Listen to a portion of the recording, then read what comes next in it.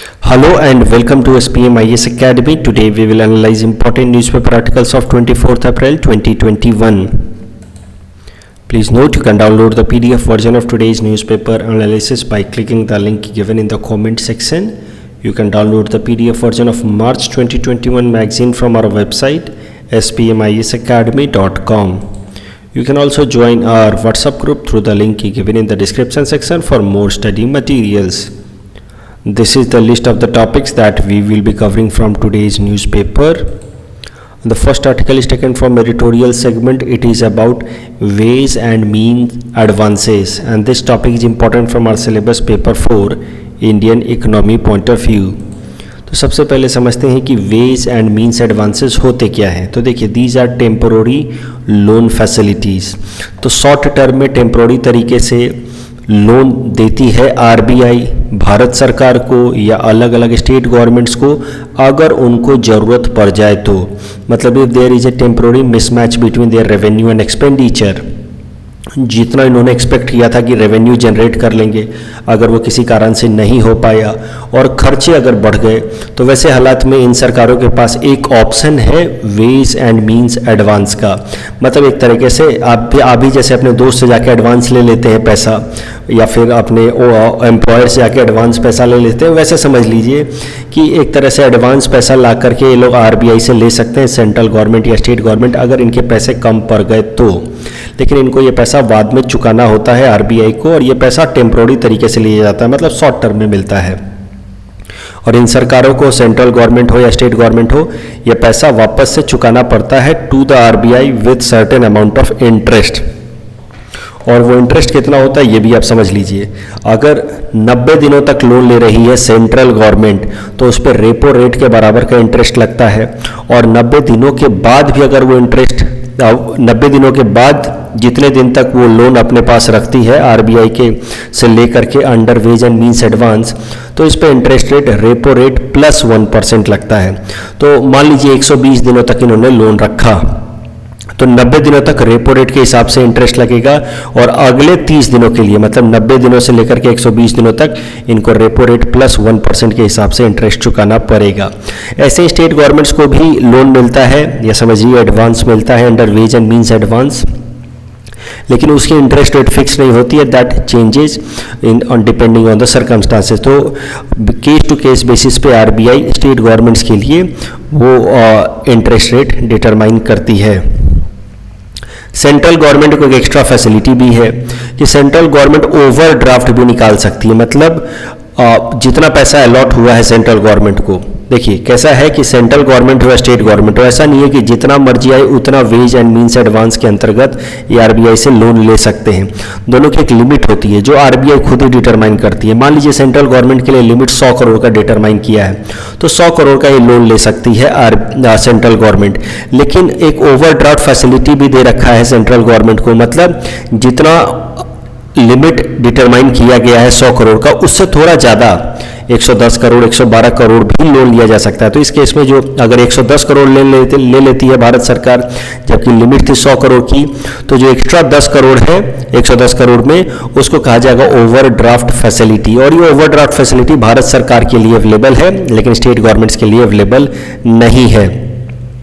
और state governments के लिए जैसा कि मैंने आपको बताया, कोई लिमिट जो है वो टाइम टू टाइम चेंज होती है depending on the economic size of the state. तो कोई बड़ा स्टेट है तो उसके लिए ज़्यादा लिमिट सेट कर देती है आरबीआई कि आप इतना ज़्यादा लोन ले सकते हैं. कोई छोटा स्टेट है तो उसके लिए लिमिट कम होती है.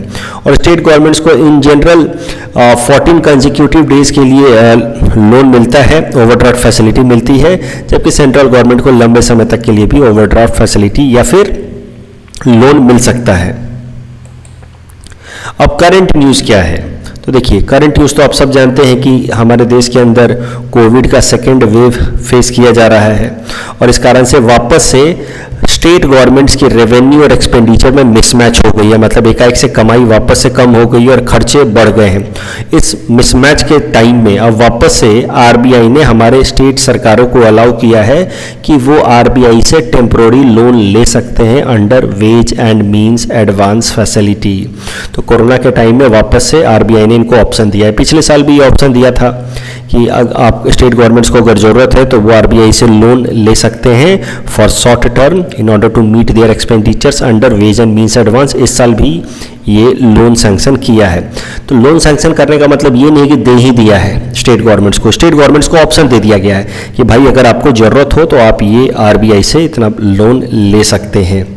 जो सैंक्शनड अमाउंट है लोन का वो है 51,560 करोड़, जो सारे स्टेट्स और यूनियन टेरिटरीज को अवेलेबल हैं। जिनको जिनको जरूरत होगी वो अपने हिसाब से इसको ले सकते हैं। और अभी के लिए जो लोन अमाउंट सैंक्शन हुआ है under ways and means advance, this is applicable up to next 6 months, that is till 30th September.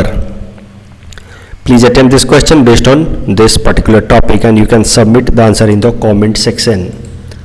The next article is taken from international segment. It is about World Press Freedom Index and this topic is important from our syllabus paper 3 international agencies point of view.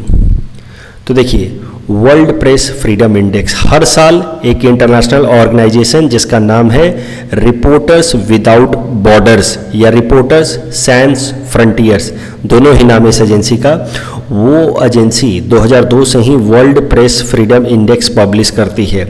इस world press freedom index के अंदर दुनिया के लगभग 180 countries को ranking दी जाती है on the basis of the level of freedom available to the journalist.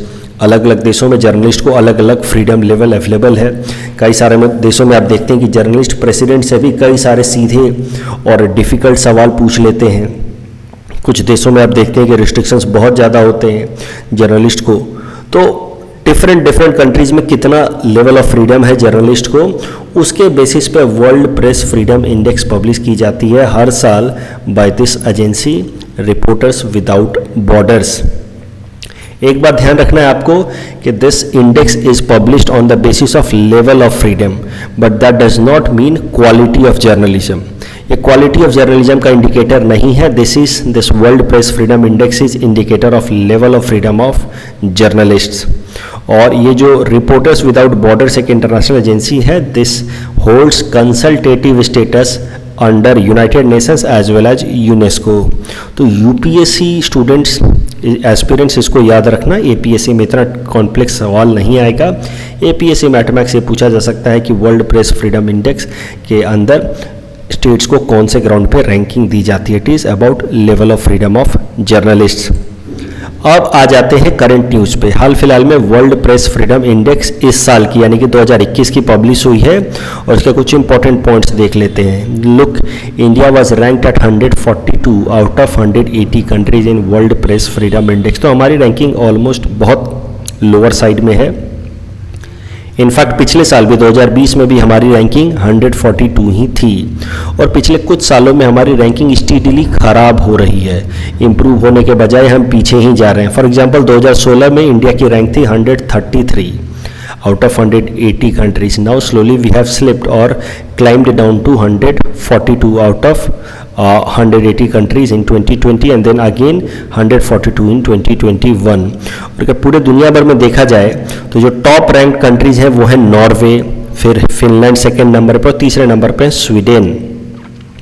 जो बॉटम रैंक कंट्री है वो है इरिट्रिया, दूसरे नंबर पे है नॉर्थ कोरिया, तीसरे नंबर पे बॉटम से 180, 179, 178, तीसरे नंबर पे है तुर्कमेनिस्तान। अगर एक रैंकिंग और नीचे जाए 177, तो you will find that it is China. अब आपको एक और बात समझनी है कि देखिए दुनिया भर के अलग अलग कंट्रीज को on the basis of their press freedom उनको अलग अलग कैटेगरीज में बांटा गया है। Good situation, satisfactory situation, noticeable problems, difficult situations and very serious situations. अगर इंडिया की बात की जाए तो हम कहीं यहाँ पे कैटेगराइज हैं डिफ़िकल्ट सिचुएशन में। तो मतलब हमारे देश के अंदर जो प्रेस की फ्रीडम है that is not good enough, it is categorised as a difficult situation. आप देख सकते हैं यहाँ पे we are placed in difficult situation, slightly better than very serious situation. इस टॉपिक के बेसिस पे हमने आपको प्रैक्टिस क्वेश्चन दे रखा है। You can attempt this question and you can submit the answer in the comment section. The next article is taken from national segment. It is about Panchayati Raj Diwas, and this topic is important from our syllabus paper 3 governance point of view. देखिए, पंचायती राज दिवस पे आज के दिन हमारे colleague चिन्मय sir ने भी एक वीडियो रिलीज़ किया है, आप उस वीडियो को भी ज़रूर देखिए। अगर आप APSC एस्पिरेंट हैं तो उस वीडियो में असम के अंदर पंचायती राज सिस्टम पे ज़्यादा एम्फेसाइज किया गया है। यहाँ पे मैं आपको पंचायती राज दिवस के बारे में कुछ बेसिक बातें बस बताऊँगा, लेकिन आप अगर APSC एस्पिरेंट है तो उस वीडियो को भी ज़रूर जा करके देखें, हमारे यूट्यूब चैनल पे वो भी अपलोड हो गया है। पंचायती राज दिवस हर साल 24 अप्रैल यानी कि आज के दिन मनाया जाता है।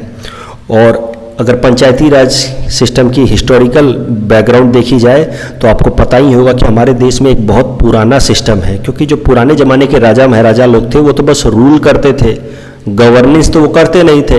गवर्नेंस मतलब लोगों की ज़रूरतों को पूरा करना, अगर लोगों के बीच में डिस्प्यूट हो जाए तो उसको रिजॉल्व करना। ऐसा तो कोई एडमिनिस्ट्रेशन था नहीं उनका, उनको तो बस टैक्स कलेक्ट करना था और शासन करना था लोगों के ऊपर ज़बरदस्ती, तो उसको कहते हैं रूल करना। लेकिन गवर्न करना एक अलग चीज़ होती है, लोगों को सर्विस प्रोवाइड करना, उनको फैसिलिटेट करना, वो तो गवर्नेंस पुराने ज़माने में था नहीं। तो गवर्नेंस कैसे होता था, लोग अपने आप अपने बीच में ही अपना गवर्नेंस मैनेज करते थे, और अपनी गवर्नेंस को मैनेज करने के लिए उन्होंने पंचायत सिस्टम बना रखा था। पंचायत, पंच मतलब 5, आयत मतलब असेंबली। तो कोई भी डिस्प्यूट हो गया मान लीजिए, या कोई भी इंपॉर्टेंट फैसले लेने होते थे तो गांव के 5 आप समझिए रिस्पॉन्सिबल लोगों को, सेंसिबल लोगों को बुलाया जाता था और उनसे ही पूछा जाता था कि इस डिस्प्यूट को कैसे रिजॉल्व किया जाए या इस इम्पोर्टेंट मुद्दे पे कैसे फैसला लिया जाए। तो इस तरीके से पंचायती राज सिस्टम हमारे देश का बहुत ही एंसेस्ट्रल एंशिएंट पार्ट है हमारे देश का। इस पंचायती राज सिस्टम को फिर बाद में हमने कॉन्स्टिट्यूशनल प्रोविजन दे दिया under 73rd amendment act in 1992, जब हमने पंचायती राज सिस्टम को कॉन्स्टिट्यूशन के अंदर मेंशन कर दिया और ग्रास रूट लेवल पे लोगों की पार्टिसिपेशन हमने इंक्रीज करने की कोशिश की through this provision and by bringing Panchayati Raj institutions. And since this act came into effect on 24 अप्रैल इन 1993, इसी कारण से इस दिन को हम पंचायती राज दिवस की तरह मनाने लगे। और पहला पंचायती राज दिवस 2010 में मनाया गया था, और यही कारण है कि जो इस साल 2021 वाला पंचायती राज दिवस है, that will be our 12th national Panchayati Raj day. ऐसा नहीं है कि बिल्कुल 1993 से ही हम पंचायती राज दिवस मना रहे हैं। 2010 में भारत सरकार ने फैसला लिया कि हम पंचायती राज दिवस मनाएंगे, और तब से हमारे देश में नेशनल पंचायती राज डे मनाया जा रहा है। The next article is taken from Science and Technology segment. It is about Crew 2 mission, and this topic is important from our syllabus paper 4 Science and Technology point of view.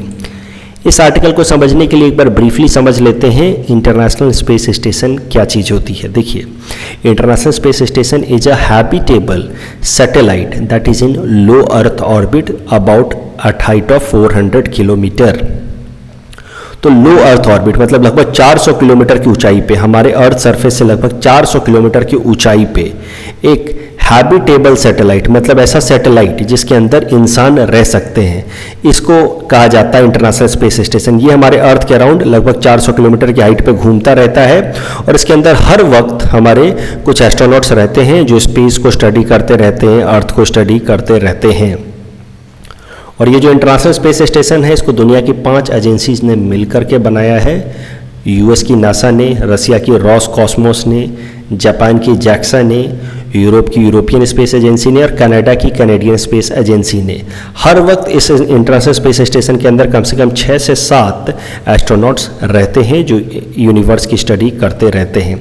और time to time earth surface से हम space shuttle इस तरह से भेजते हैं, एक समझिए स्पेस बस या शटल भेजते हैं जो नए एस्ट्रोनॉट्स को यहाँ पहुँचाता है, और जो पहले से एस्ट्रोनॉट्स यहाँ हैं उनको वापस लेकर के आता है।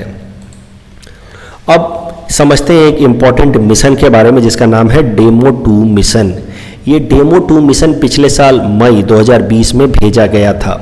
इसको भेजा था अमेरिका की एक प्राइवेट एजेंसी स्पेस एक्स ने, जिसके चीफ है एलॉन मस्क।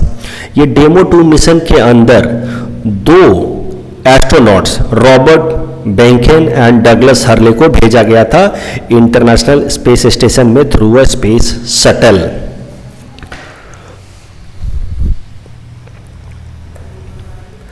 तो अब आपको इसमें एक बात समझनी है कि देखिए, पहले भी कई दफा नासा इंटरनेशनल स्पेस स्टेशन में स्पेस शटल भेज चुका है, लेकिन ये डेमो 2 मिशन इंपॉर्टेंट इसलिए है क्योंकि पहली बार एक private space agency space x ने एक इस तरह का स्पेस शटल बनाया भी और एस्ट्रोनॉट्स को सक्सेसफुली भेजा भी अंडर डेमो 2 मिशन।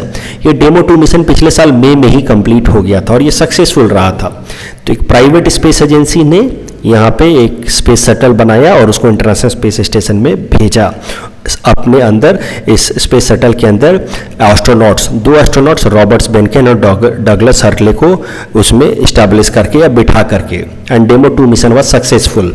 जब डेमो 2 मिशन कामयाब हो गया तो इस तरह से स्पेस एक्स जो प्राइवेट स्पेस एजेंसी है उसने एक बार के लिए साबित कर दिया कि वो भी एस्ट्रोनॉट्स को भेज सकता है अपने बलबूते पे to the international space station. उसके बाद नासा ने स्पेस एक्स को अलाउ किया कि ठीक है, फ्यूचर में आप ही अब इंटरनेशनल स्पेस स्टेशन में हमारे एस्ट्रोनॉट्स को भेजेंगे, और इसके लिए एक प्रोग्राम चलाया गया है कोलैबोरेशन विथ नासा। तो समझिए, एक कॉमर्शियल क्रू प्रोग्राम चलाया गया है नासा और स्पेस एक्स द्वारा मिल करके, जिसमें अब नासा ने ये काम दिया है स्पेस एक्स को जो प्राइवेट एजेंसी है कि फ्यूचर में अब आप ही भेजेंगे हमारे एस्ट्रोनॉट्स को और आप ही हमारे एस्ट्रोनॉट्स को लेकर के वापस आएंगे फ्रॉम इंटरनेशनल स्पेस स्टेशन। और इस प्रोग्राम का नाम है commercial crew programme and this is being jointly launched by NASA and SpaceX. और इस कॉमर्शियल क्रू प्रोग्राम के अंतर्गत कुछ सालों में, आने वाले 2 सालों में कम से कम 6 इस तरह के स्पेस शटल स्पेस एक्स भेजेगा, जिसमें अलग अलग एस्ट्रोनॉट्स को बिठा करके भेजा जाएगा और पहले से रह रहे एस्ट्रोनॉट्स को वापस लाया जाएगा। और ये 6 जो क्रू मिशन भेजे जाने वाले हैं, उन 6 मिशन को कंबाइंड तरीके से उनका नाम है कॉमर्शियल क्रू प्रोग्राम। और ये कॉमर्शियल क्रू प्रोग्राम का जो पहला मिशन था crew 1, that was already sent in November 2020, और वो सक्सेसफुली इसने क्या किया कि 6 क्रू मेंबर्स को, 6 एस्ट्रोनॉट्स को सक्सेसफुली, इनफैक्ट 4 एस्ट्रोनॉट्स को नवंबर 2020 में स्पेस एक्स ने सक्सेसफुली इंटरनेशनल स्पेस स्टेशन में भेज दिया था। उस प्रोग्राम का नाम था क्रू 1। और इस कॉमर्शियल क्रू प्रोग्राम के अंतर्गत अब दूसरा मिशन भेजा गया है जिसका नाम है क्रू 2, जिसमें वापस से 4 एस्ट्रोनॉट्स को स्पेस एक्स भेज रहा है इस इंटरनेशनल स्पेस स्टेशन में। तो जो भी बातें मैंने बताई उसको जल्दी से मैं रिवाइज करा देता हूँ। इंटरनेशनल स्पेस स्टेशन है जहाँ पे हमारे एस्ट्रोनॉट्स रहते हैं, 6-7 एस्ट्रोनॉट जो यूनिवर्स की स्टडी करते हैं। अर्थ से स्पेस शटल जाता है और उनको ले करके आता है और नए एस्ट्रोनॉट्स को वहाँ भेजा जाता है। ये स्पेस शटल तो नासा पहले से ही भेजता रहा है, लेकिन अब एक प्राइवेट एजेंसी स्पेस एक्स ने भी स्पेस शटल इस तरह का बना लिया है जो इंटरनेशनल स्पेस स्टेशन में एस्ट्रोनॉट्स को भेज सकता है।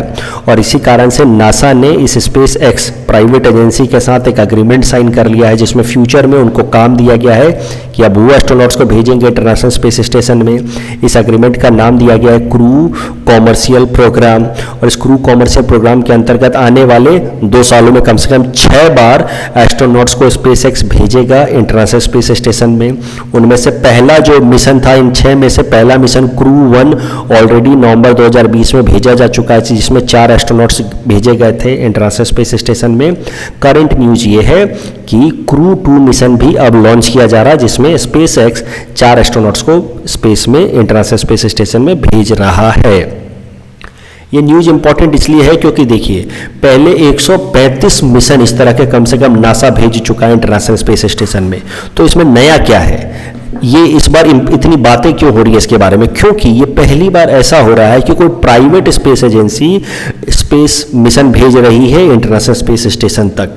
और इससे पता चलता है कि प्राइवेट जो एजेंसीज हैं, स्पेस एजेंसीज, उनके पास भी काबिलियत है। They also have talent, technology and capital in order to participate in exploration of space. तो इससे फायदा क्या होगा? अगर प्राइवेट एजेंसीज भी बढ़ चढ़ के हिस्सा ले रही हैं तो इससे फायदा क्या होगा? इससे फायदा ये होगा कि जो हमारी सरकारी कोर कंपनियां हैं, जैसे हमारे देश की इसरो या अमेरिका की नासा, ये जो सरकारी कोर कंपनियां हैं, ये हायर एंड के टेक्नोलॉजी डेवलप करने पर फोकस कर सकते हैं।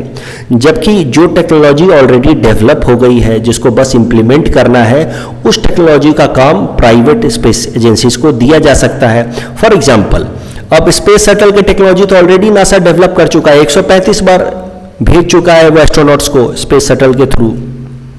तो अब इसी काम में नया नया स्पेस शटल बनाने में अगर नासा लगा रहेगा तो फिर नई स्पेस टेक्नोलॉजी कैसे डेवलप होगी। और यही कारण है कि अब इस तरह के काम जो रूटीन वर्क है इसको अगर हम प्राइवेट एजेंसीज को देना शुरू कर दें, जैसे कि स्पेस एक्स को दिया है इस केस में नासा ने, तो इससे फ्यूचर में और ज़्यादा स्पेस के फील्ड में एक्सप्लोरेशन हो सकता है। इसरो को भी इस तरीके का अप्रोच अपनाना चाहिए और ज़्यादा से ज़्यादा प्राइवेट प्लेयर्स को इंक्लूड करना चाहिए in commercial space programmes. Private players को इंक्लूड करने से फायदा क्या होगा? It will bring investment, it will bring technological innovation, क्योंकि प्राइवेट प्लेयर्स के पास पैसा भी होगा, वो अपने तरफ से कोई नई टेक्नोलॉजी भी ला सकते हैं। और जो हमारी कोर स्पेस एजेंसी है, गवर्नमेंट स्पेस एजेंसी है ISRO, that will focus on the core research activity, well routine peripheral jobs may be outsourced from the private partners. In our segment, most probable prelims topics for upcoming UPSC, today we will cover topic number 91 to 95. Topic number 91 is about Streets for People Challenge, and this challenge was launched by Housing and Urban Affairs Minister Hardeep Singh Puri, and the objective of this challenge was to provide a clear roadmap for cities towards combating climate change. Please attempt this question based on topic number 91. Topic number 92 is about Rabat Plan of Action. This Rabat Plan of Action was started by United Nations Office of High Commissioner for Human Rights in order to prohibit incitement of violence and hostility and discrimination against marginalized people. Please attempt this question based on topic number 92. Topic number 93 is about olive ridley turtles. They are the smallest and most abundant of all sea turtles found in the world, and they live in warm waters of Pacific, Atlantic and Indian Ocean. Olive ridley turtles and Kemp turtles दोनों मिलते जुलते turtles हैं। They are known for their mass nesting, एक साथ large संख्या में ये nesting करते हैं, हैचिंग करते हैं, और इस मास नेस्टिंग का नाम है अरीबादा। अगर ओलिव रिडले टर्टल्स का कंजर्वेशन स्टेटस देखा जाए तो they are categorised as vulnerable under IUCN red list, appendix 1 under CITES and schedule 1 under wildlife protection act of 1972. Please attempt this question based on topic number 93. Topic number 94 is about India China border. So India China बहुत news में रहा इस साल, तो हो सकता है कि इंडिया चाइना बॉर्डर्स के बेसिस पर सवाल आपसे पूछ लिया जाए, तो इस मैप को आप ध्यान से देखिए और इसके बेसिस पे इस सवाल को आप अटेम्प्ट कर सकते हैं. You can submit the answer in the comment section. Topic number 95 is about Panama Canal. It connects Atlantic Ocean in the east and Pacific Ocean in the west. It has been constructed across Panama Isthmus between Panama City and Colon by US government, which purchased about 8 kilometer of area on either side. तो US सरकार ने क्या किया कि इस Panama country से 8 kilometre का area दोनों साइड में खरीद लिया और यहाँ पे पनामा कनाल बना दिया. इससे होगा क्या कि it has shortened the distance between New York and San Francisco, two important cities of US, by 13,000 kilometers by sea. Please attempt this question based on topic number 95. This is the answer of question number 86 to 90 that we had given in yesterday's newspaper analysis. Today's question can be attempted by students and you can submit the answer in the comment section. We will be sharing answer of these questions in tomorrow's newspaper analysis. कल जो हमने practice question दिया था उसका answer देख लेते हैं. Pfizer and Moderna vaccines are from US, so the first is wrong. Sputnik 5 vaccine is from Russia, so the second option is correct. So the correct answer will be option B, 2 only. KRI Nangla is recently seen in news because it is an Indonesian submarine that went missing. Correct answer will be option C. Which of the following is not a parameter considered for publication of Global Energy Transition Index? Correct answer will be option B, forest cover. That's all from our side for today. Thanks for watching.